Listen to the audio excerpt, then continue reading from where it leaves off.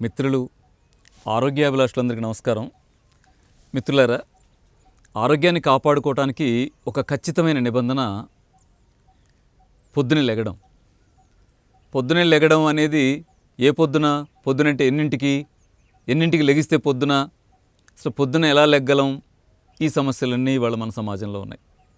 మన చిన్నప్పటి రోజుల్లో లేవు. ఒక 50 ఏళ్ళు వెనక్కి వెళితే ఆ రోజు పొద్దునే లెగటం అంటే మనకు తెలుసు, 5కో 5:30కో లెగిస్తే పొద్దున్నే అని.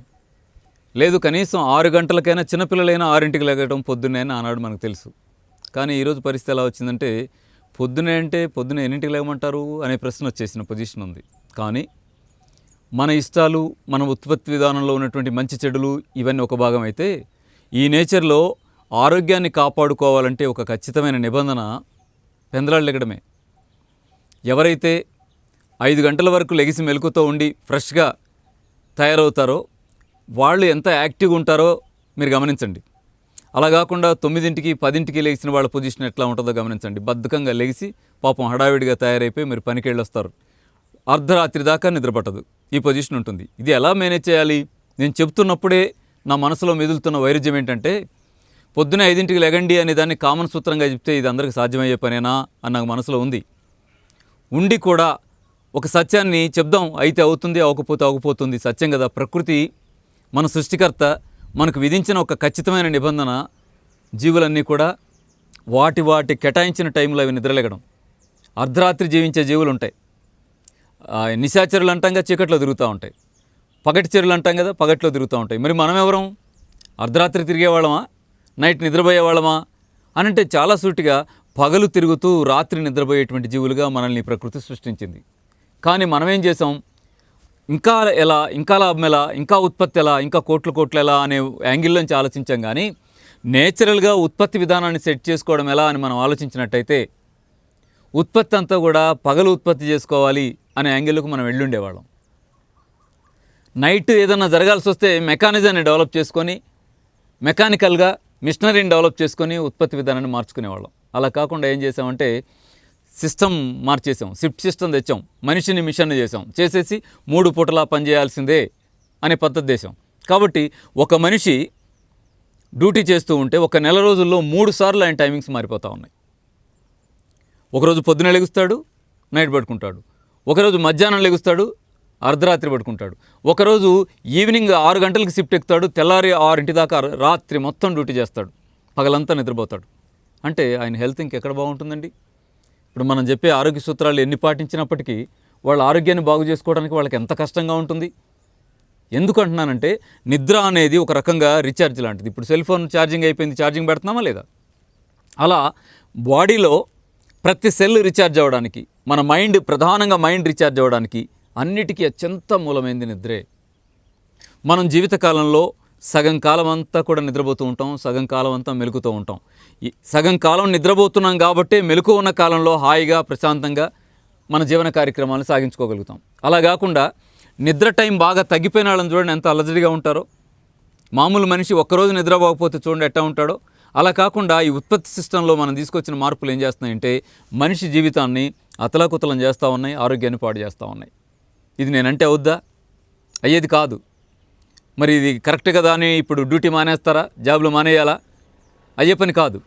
కానీ ఏ రోజుకైనా మారాల్సినటువంటి ఒక పద్ధతి ఏంటంటే, ప్రతి మనిషి పొద్దునే లెగాల్సిందే, రాత్రి పడుకోవాల్సిందే అనేటువంటి పద్ధతి రావాల్సిందే. అయితే నేను ఇక్కడ ఒక మాట చెప్పగలను. నైట్ షిఫ్ట్లు, నైట్ డ్యూటీలు ఉండేవాళ్ళు కాకుండా మిగతా వాళ్ళు కూడా ఇవాళ పడుకోవడం అంటే రాత్రి 11ంటికి 12ంటికి పడుకుంటున్నారు. దానివల్ల మనం నష్టపోమా? దానివల్ల నష్టపోతాం కదా. ఎందుకు 12ంటికి పడుకోవాలి? శుభ్రంగా 8కో 9కో పడుకోవచ్చు కదా. అంటే పనులు ఉంటాయండి. ఏం పనులు ఉంటాయి? టీవీ చూడడమేనా? టీవీ చూడటమే కదా. లేదు, సెల్ ఫోన్ ఆన్ చేసి ఆ యూట్యూబ్లు చూడటమే కదా. అంటే ఇది పగలు చూసుకోకూడదా?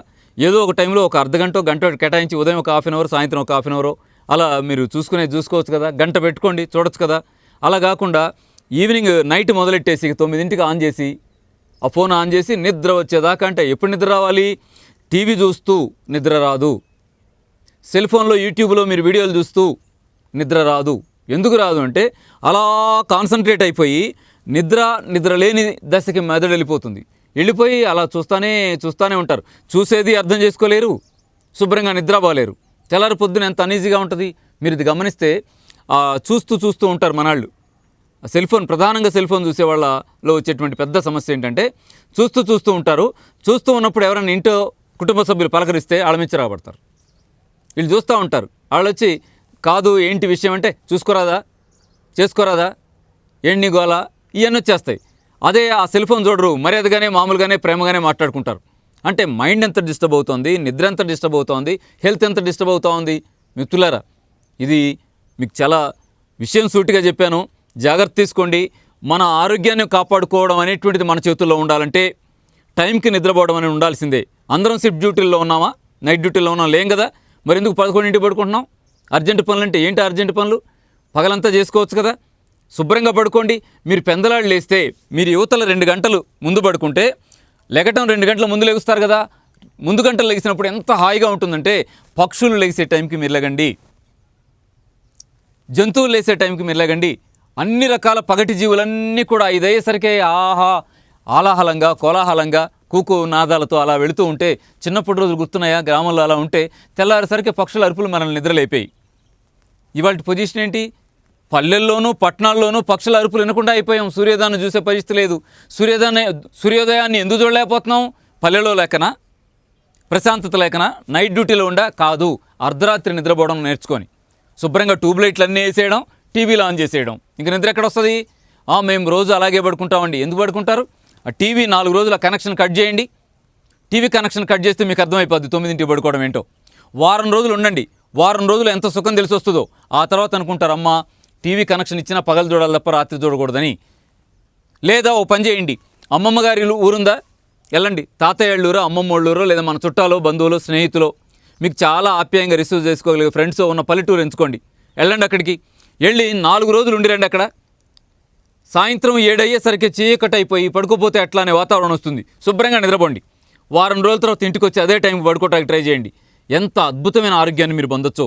మిత్రులారా, ఆలోచించాలని, ఆరోగ్య పరిరక్షణకి ప్రకృతి విధించిన నిబంధనలో నైట్ నిద్రపోవడం, పగలు మెలకువతో ఉండడం అనేది మానవులకు సహజమైంది. ఆ సహజమైన సూత్రాన్ని అర్థం చేసుకోవాలని మనస్ఫూర్తిగా అందరినీ కోరుకుంటున్నాను.